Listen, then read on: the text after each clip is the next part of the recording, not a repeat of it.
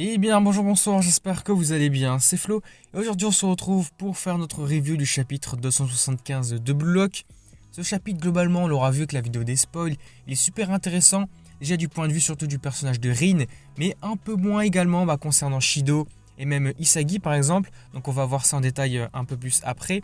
Donc avant que la vidéo ne démarre, je vous rappelle, si vous voulez me soutenir sur les prochaines vidéos, n'oubliez pas de vous abonner à la chaîne et donc puis c'est parti.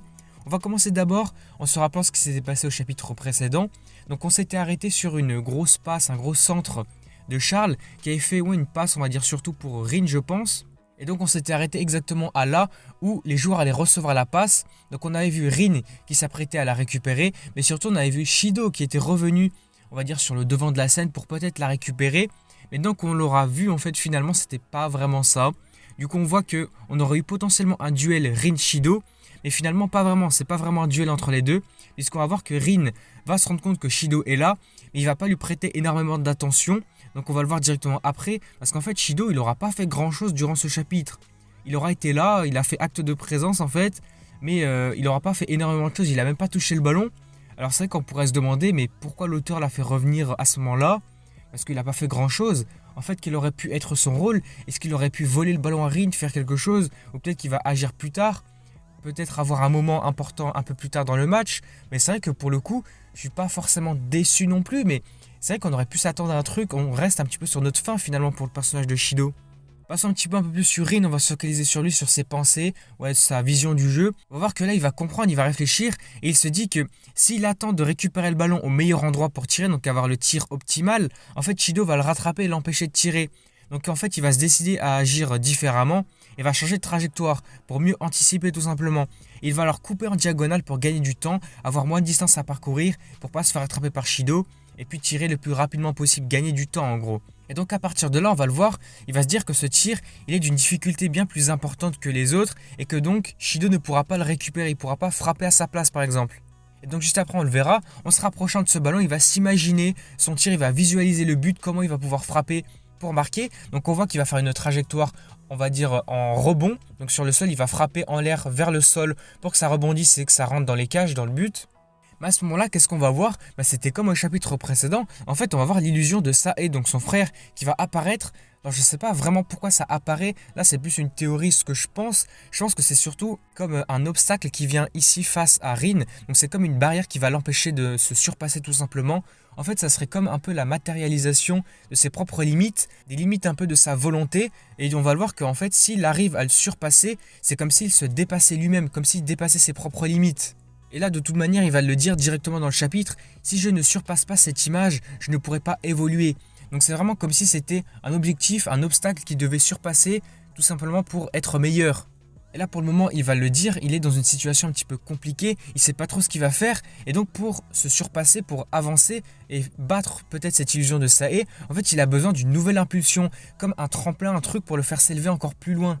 Et là, juste après, on va le voir, ça va arriver, en fait, c'est l'intervention d'Isagi, c'est le personnage d'Isagi qui va lui permettre d'évoluer un peu plus. Donc on va le voir, le personnage va arriver en détruisant un petit peu, on va dire, cette illusion de Sae, en la faisant disparaître pour affronter Rin en face à face. Donc il va lui dire qu'il est prêt à se battre en mettant sa vie en jeu, comme a pu le faire Rin tout à l'heure et même au chapitre précédent. Il va commencer à lui foncer dessus carrément avec sa métavision, il va lui foncer dessus en analysant au maximum. Et puis c'est donc là, et oui, donc on va voir la remotivation de Rin. Il va se dire que finalement c'est grâce à Isagi qu'il peut se remotiver. Là soudainement on voit que Rin repasse en état de flow. Parce que c'est vrai que là avec le petit passage avec l'illusion de Sae, il était repassé en état classique, un peu plus normal. Et là il repasse vraiment en état de flow avec les yeux tout noirs. Donc on voit bien que là il est bien concentré à fond, à son max. Il est là pour raffronter Isagi. Donc là, on voit qu'il ressent de nouveau cette soif de destruction, vraiment sa volonté d'évoluer, de surpasser tout le monde et surtout de tous les écraser. C'est ce qu'il avait dit, je crois, il y a pas mal de temps. Du coup, qu'il aimait ça, vraiment détruire les gens, vraiment les surpasser et montrer qu'il est supérieur. Et donc là, on va le voir, il va courir à toute vitesse, vraiment à fond déterminé vers Isagi. Et il va même sauter sur le ballon, carrément, il va sauter un peu en l'air comme ça pour le rattraper. En disant que je pense que c'est parce que tu es mon rival Isagi. C'est grâce à ça qu'il a pu se remotiver, je pense. Donc c'est grâce à lui, grâce au fait qu'Isagi est là pour montrer qu'il est bel et bien son rival.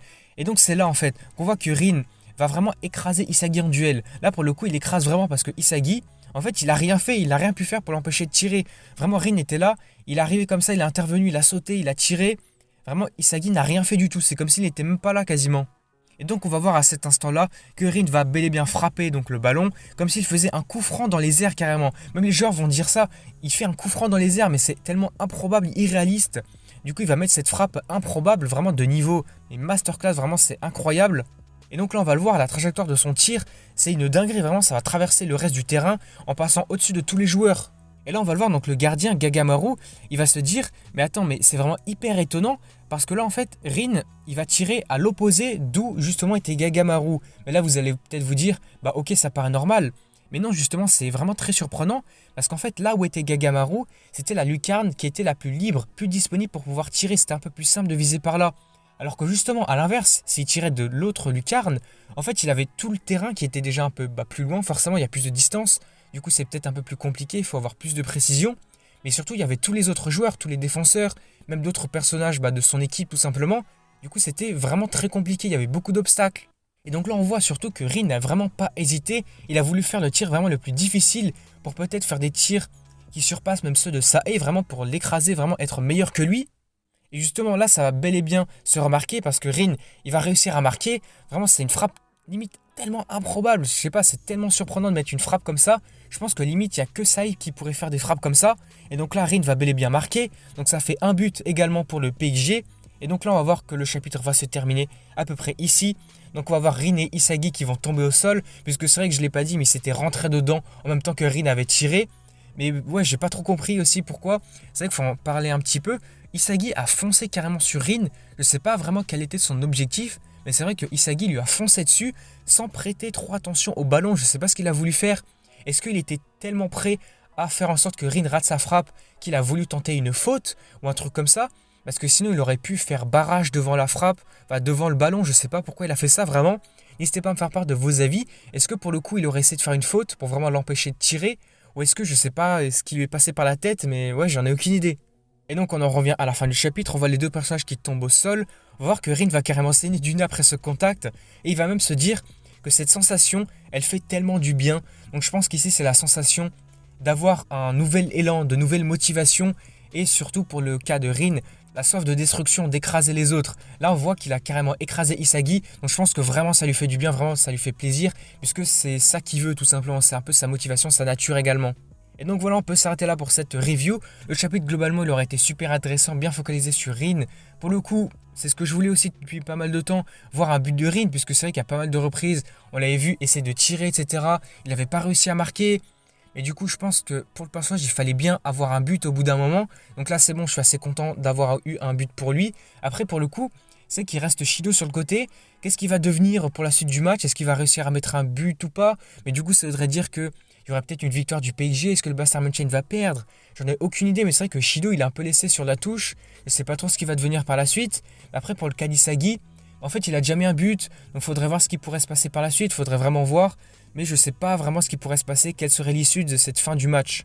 Du coup, voilà, on peut s'arrêter ici pour cette vidéo. N'hésitez pas à me faire part de toutes ces idées, de ce que vous avez envie de me dire dans les commentaires concernant tout ça. Quelles sont vos théories? Du coup, petite information aussi qu'on avait à la fin du chapitre. On apprend qu'il n'y a pas de pause pour la semaine prochaine. Du coup, c'est cool, il y a un chapitre la semaine prochaine. Et puis, ce chapitre suivant s'intitulera The Last. Donc, il faudra voir ce que ça veut dire. Est-ce que ça serait donc le dernier attaquant qui pourrait marquer un but? Ou est-ce que ça va faire référence au dernier but? En tout cas, c'est le dernier quelque chose, donc qu'est-ce que ça veut dire? On verra bien ça la prochaine fois. Du coup, si la vidéo vous a plu, n'hésitez pas à liker, à commenter, à partager comme d'habitude. N'hésitez pas à me faire part de tout ça donc dans les commentaires, vos théories. Et puis aussi, n'hésitez pas à vous abonner à la chaîne pour me soutenir sur les prochaines vidéos. Et du coup, moi, je vous dis à la prochaine.